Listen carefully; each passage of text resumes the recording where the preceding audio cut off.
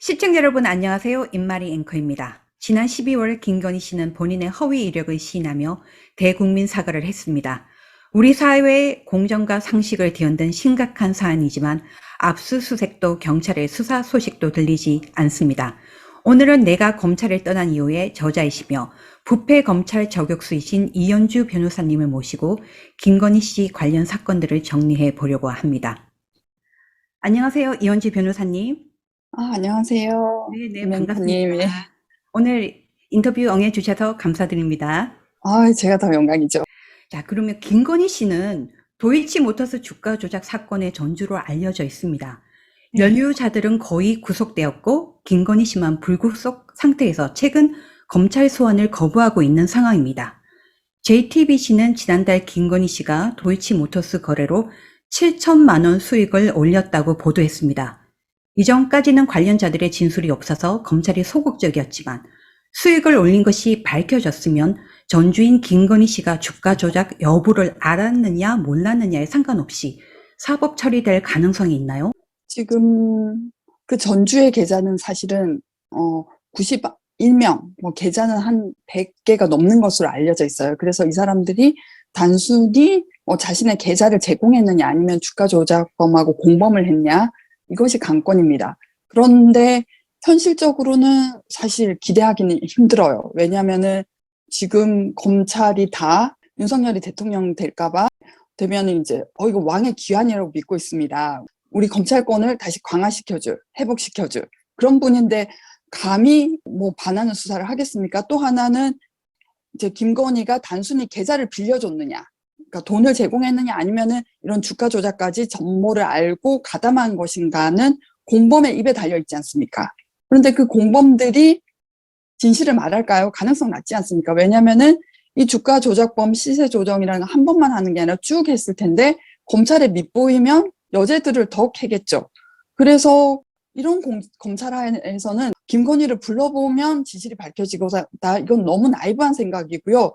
이미 기소된 공범들이 김건희의 가담 정도, 가담 여부에 대해서 진실을 말할 가능성은 저는 없다고 생각합니다. 근데 하나는 꼭 말씀드려야 될 것은 네. 윤석열이 선거운동을 하면서 신한증권 계좌, 신한투자증권 계좌를 확 공개하면서 사실은 4천만 원 손해를 봤다. 그리고 이런 주식 거래를 맡겼을 때 골드만삭스 그 출신의 이모 씨에게 그냥 계좌 운용을 맡겼을 뿐이고 오히려 4천만 원 손해를 봤다. 그리고 그 도이치모터스 주식 거래가 이루어진 건 단 7일에 불과했다라고 하는데 이게 알고 보니 사실은 신한증권 계좌에 한정된 거고 다른 계좌, 신한투자증권 이외의 다른 계좌에는 50억 원이 들어가 있었고 그 50억 원으로 또 투자를 한 거였어요.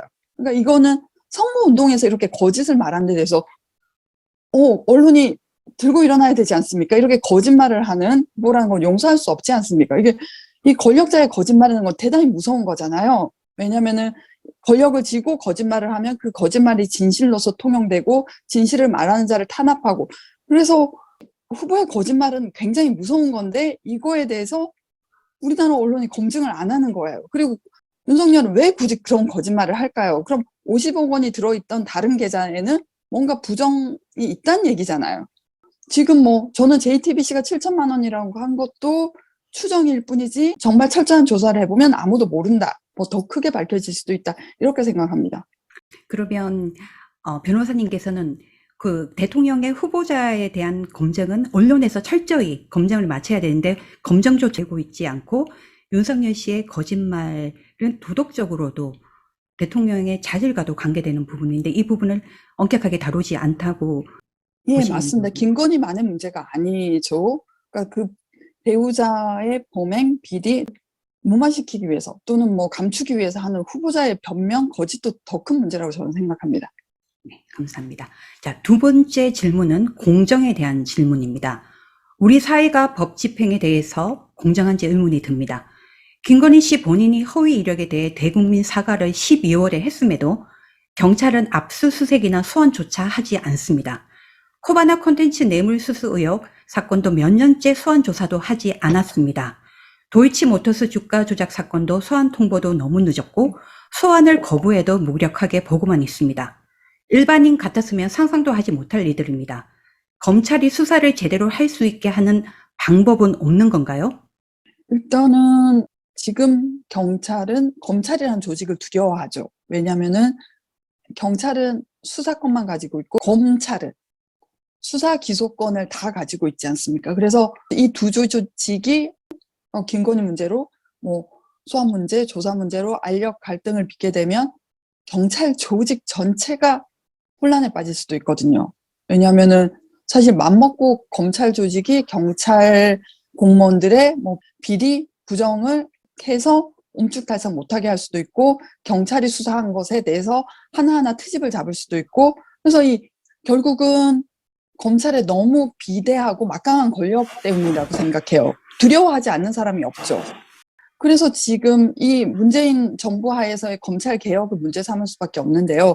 수사권, 기소권 분리가 제대로 이루어지지 않았고 검찰 조직을 다들 두려워하죠. 사실 판사도 검사를 두려워하잖아요. 그래서 최근에 두 가지 사건을 보겠습니다.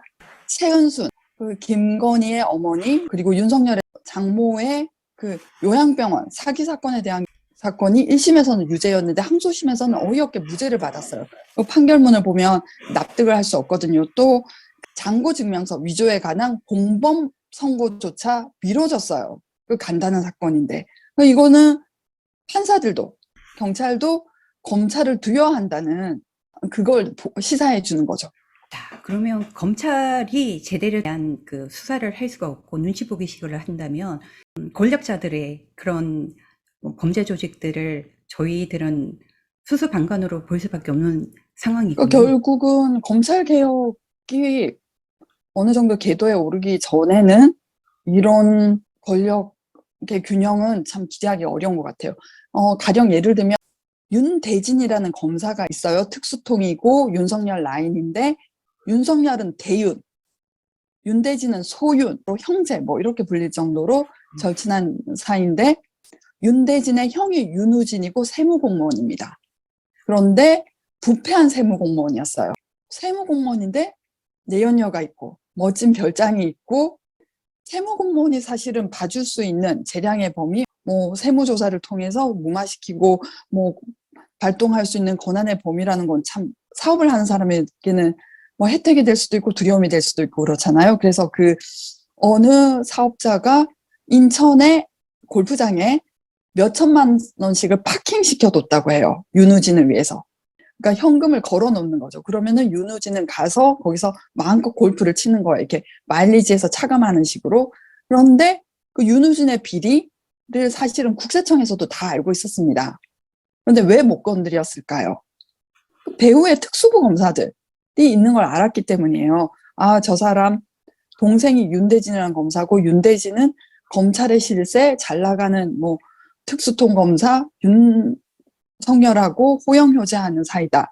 그러면은 국세청에서 윤우진을 징계하면은 국세청이 쑥대밭이 될 수 있거든요. 왜냐하면 뇌물을 받는 공무원이 윤우진뿐만 아니고 다른 공무원도 있고, 그러니까 이 검찰 조직의 비대한 권력은 전체 공무원 조직을 부패하게 만드는 거예요. 그렇죠. 예, 그게 윤우진 사건인데 그 예를 보더라도 이 검찰 조직을 두려워해서 다른 권력기관이 힘을 못 쓰는 걸 볼 수 있죠. 네. 다음 질문으로는 오마이뉴스 보도에 의하면 김건희 씨는 2001년 한림성심대 시간 강사를 시작으로 2014년 국민대 겸임교원에 이르기까지 13년간 5개 대학에 상습적으로 거짓 이력서를 제출했다고 합니다. 최근 교육부는 국민대 감사에서 김 씨의 허위 이력 제출 사실을 공식 확인하기도 했습니다. 법정 공방이 치열하겠지만 김건희 씨에게 어떤 죄를 적용할 수 있을지, 그리고 어느 정도 형량이 가능하다고 보시나요? 한 가지 짚고 넘어가야 할 점은 이게 이력서를 내면서 거기에 각종 재직 증명서나 뭐 이런 경력 증명서를 붙이게 돼 있지 않습니까? 그 증명서에 대해서는 사문서 위조, 뭐 위조 사문서 행사죄가 있고 그리고 거짓을 말하면 채용 업무를 방해하게 되는 거니까 업무 방해죄가 있어요. 이 세 가지 제목에 대해서는 근데 유감스럽게도 공소시효가 모두 지났습니다. 공소시효가 7년이거든요. 네. 그래서 가장 최후에 한 걸로 하더라도 공소시효가 지났다는 문제가 있어요. 근데 일부 의견은, 법률가의 의견은 이거 사기죄 아니냐. 사기죄라는 건 거짓말을 해서 재산적 이득을 얻는 걸 말하거든요. 그래서 자기 경력을 허위로 말해서 그래서 채용돼서 지위를 얻은 다음에 강사, 겸임 교수 이런 지위를 얻은 다음에 임금을 받으니까 이거 사기죄로 봐야 되지 않느냐라고 하면 사기죄는 10년이니까 공소시효가 남아 있어요. 그런데 첫째는 이건 단지 죄가 되느냐 안 되느냐의 문제는 아니잖아요. 이건 그렇죠. 지금 대통령 후보가 됐고 후보의 배우자이고 후보의 진실성이라는 건 정말 면밀히 검증해야 될 문제이니까요. 또 하나는, 두 번째는 윤석열 자체가 어떻게 공정의 아이콘이 됐느냐. 조국 전 장관 일가에 대한 수사를 통해서이지 않습니까? 저희는 아직도 기억하고 있잖아요. 조민 씨가 다녔던, 원서를 제출했던 온갖 교육기관을 다 압수수색, 70여 곳을 압수수색했던 거. 거기는 고대도 들어가고요. 서울대, 부산대는 물론 고등학교 시절에 인턴 증명서를 받았던 공주대까지 포함돼요. 그리고 윤석열이 예전에 조사했던 사건 중에 2003년이었나요? 2005년이었나요? 신정아 씨에 대한 수사가 포함됩니다. 그분은 이제 동국대 교수였는데 미국의 대학 자격, 대학 졸업 증명을 위조해서 냈다는. 본인이 걸어온 이력을 하면 이건 더더구나 이걸 눈 감고 넘어달라라던가 김건희가 단지 돋보이려고 했다 이런 건 정말 내로남불의 끝판왕이라고 볼 수밖에 없죠. 그래서 사람들이 그래서 얘기하지 않습니까? 김건희는 그럼 조국 일가가 당한 만큼 수사하면 된다. 그렇게 되진 않았잖아요, 지금. 네, 맞습니다. 대통령 후보의 배우자의 도덕성에 대한 그런 축적에 대해서 생각해 보면 더 좋을 것 같네요. 다음은 윤석열 씨가 지난 2002년부터 2015년까지 삼부 토건으로부터 17차례에 걸쳐 명절 선물을 받았다는 의혹이 보도가 되었습니다. 변호사님은 검사가 명절 때 기업체로부터 선물을 받는 것에 대해서 어떻게 생각하시나요? 또한 이런 것을 건절하기 위한 방법으로 어떤 것이 있을까요? 사실 2000년대 초반이라면 너무 비판의 의식 없이, 그때는 김영란법이란 것도 없었고요. 정말 만연했었어요. 그러니까 이게 법률보다는 처벌받지 않는 현실이 자기한테는 먼저 인식이 되는 거거든요. 가령 그게 사실은 명절 선물이라고만 말할 게 아니라 명절 선물을 하게 되는 그 관계가 형성되기까지는 수많은 교류가 있는 거거든요. 흔히 한국에서는 스폰서라고 하지 않습니까? 그래서 스폰서가 그 검사가 원하는 걸 주는 거죠. 김학의 같은 경우에는 성접대를 줬던 거고, 돈을 좋아하는 사람들은 돈을 주는 거고, 그리고 검사들의 가족 여행 경비를 대기도 하고, 검사의 내연녀의 그 아파트 보증금을 주기도 하고, 온갖 것들이 일어나는 거죠. 그러면 이것이, 스폰서는 자기 주변에 형사 절차에 얽혀들 위험이 있는 사람들이 있는 거니까 이 사람들이 실제 절차에 얽혀들면 로비를 하고, 그리고 자기도 범죄에 걸려들었을 때 로비를 하고, 그런 유착관계를 형성하는, 그러니까 이게 단지 명절 선물은 아니죠. 그런 검찰 부패로 들어가는 길인 거죠. 그 길을 닦아 놓는 거죠. 근데 지금 김영란법이 만들어져도 사실은 이 검찰 권력, 기소권이 검찰에 독점되어 있고, 김영란법으로 기소하는 게 누굽니까? 검찰 아닙니까? 그때 라임의 김봉현의 청담동 룸살롱 접대 사건 들어보셨는가요? 그때 검사들이 청담동 룸살롱에서 접대를 받았지만 금액을 나눠 쪼개기를 했잖아요. 누구는 일찍 돌아가서 100만 원이 안 되고, 누구 남아있었던 사람 한 사람만 그 이상한 셈법을 적용하지 않습니까? 전체 술값이 500만 원 넘었는데 그 참여했던 사람 5명으로 나누고, 그런데 몇몇 검사들은 가라오케 밴드 부르기 전에 먼저 갔기 때문에 이 사람들은 96만 원이고, 국민들은 납득을 못하지만 자기네들은 그런 셈법을 적용해서 편의적으로 기소하는 게 검찰이니까, 결국 검찰을 개혁하지 않는 한 이건 법령을 만든다고 될 일은 아니에요. 대한민국의 최고의 권력인 악의 카르텔, 검찰의 개혁에 대해서 굉장히 소신 있는 발언을 하셨는데요. 예. 변호사님이 검사 시절 때 직접 느껴본 그런 부패에 대해서 한번 공유해 주실 수 있을까요? 저는 그냥 한마디로 극단적인 특권의식. 우리는 법을 적용 집행하는 집단이고 법을 적용받지는 않는다. 이런 게 너무 고착화돼 있어요. 후각이 가장 먼저 필요해지는 감각이라고 하지 않습니까? 그래서 악취가 나는 공간에 오래 있으면 악취에 익숙해져서 악취를 못 느끼게 되잖아. 그거랑 똑같은 집단이었어요. 밖으로는 엄격하게 법을 집행하면서 내부적으로 너무 썩어 있는데 그걸 문제라고 생각 안 하더라고요. 그 가령 이런 거죠.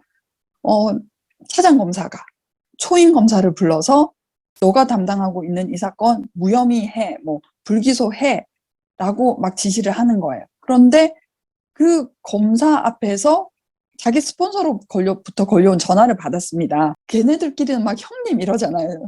또 특이하게 형님 지금 불러서 잘 시키고 있습니다. 걱정하지 마십시오. 이게 그 조직에 처음 들어간 검사로서는 너무나 당황스럽고 내가 누구를 위해서 일하고 있나, 차장님의 스폰서를 위해서 이 사건을 처리하는 건가. 몇 날 며칠을 잠을 못 이룰 일인데 너무나 만연하다 한 거다 보니까 문제의식 자체가 없는 거예요. 아니나 다를까 그 차장 검사가 몇 년 후에 형제회라는 걸 만들어서 뭐 백화점 사장하고 뭐 고위 간직자들이 모여서 뭐 그런 친목을 가장하면서 사실은 자기네들끼리 그런 권력 놀이를 했다. 뭐 이런 걸로 강등을 받고 징계를 받았어요. 근데도 그분은 그때 그 강등 처분에 대해서 징계 처분에 대해서 취소 소송을 하면서 이렇게 말씀하시더라고요. 내가 일개 사업가의 하수인에 불과하다면 나를 검사장으로 임명한 이 정부는 뭐 희망이 없다. 그리고 이 나라는 희망이 없다. 그런 인터뷰를 보고 제가 너무 깜짝 놀란 거예요. 이 검찰대 자신의 모습을 우리가 알고 있는데 뻔뻔하게, 참 뻔뻔하게도 내가 일개 사업가의 한수인이라고 우리가 느낀 거였는데 자기가 이렇게 얘기하는구나. 너무 깜짝 놀란 거예요. 제가 지금 변호사님 그 얘기를 들으면서 생각이 드는 게 지금 대한민국 정부는 정권 교체가 문제가 아니라 악의 카르텔인 검찰 개혁이 반드시 일어나야 된다고 제가 느끼게 됩니다. 그렇게 잘 인식해 주셔서 고맙습니다. 우리 아이들이 더 공정한 사회에서 살 수 있는 나라를 물려주려면 지금 있는 사법 적폐, 검찰 적폐 청산을 위해 노력해야 합니다. 그런 세상을 만들기 위해 JNCTV는 앞으로 검찰개혁, 사법개혁의 다양한 이슈로 찾아뵙겠습니다. 이현주 변호사님, 오늘 인터뷰 감사드립니다. 네, 고맙습니다. 더 나은 세상을 위해 공정한 언론의 역할을 다하고자 노력하는 JNCTV는 전 제작진의 자발적인 참여로 만들어지는 독립 언론이자 대한 매체입니다. 방송이 마음에 드셨다면 응원의 표시로 지금 좋아요, 구독 버튼을 눌러주세요. 감사합니다.